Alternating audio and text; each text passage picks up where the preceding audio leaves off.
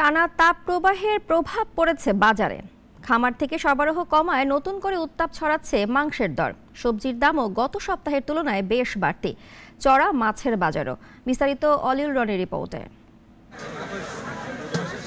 তাপমাত্রার পারদে জনজীবনে নাবিশ্বাস।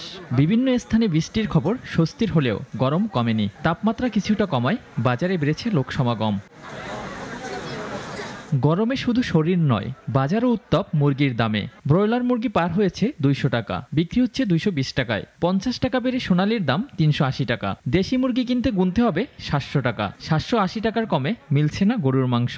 ক্রেতারা বলছেন সিন্ডিকেটের কারসাজি, তবে বিক্রেতাদের দাবি সরবরাহ কম। কুরবানির সময় বিক্রি করবে, এই কারণে গরুর দাম একটু বাড়তি।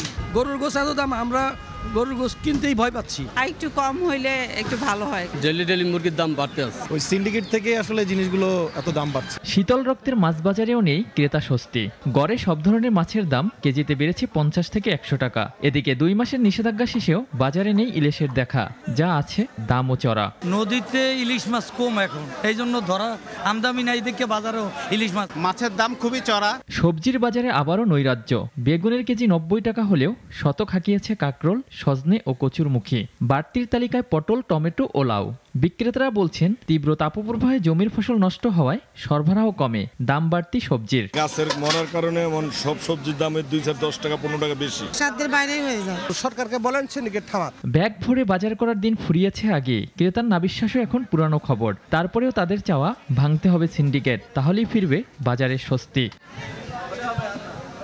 অলিউল রনি, নাগরিক, ঢাকা। ওয়ালটন ফ্রিজ কিনে অনেকের মতো আপনিও হয়ে যেতে পারেন মিলেনিয়াল। সেরা পণ্যের সেরা অফার।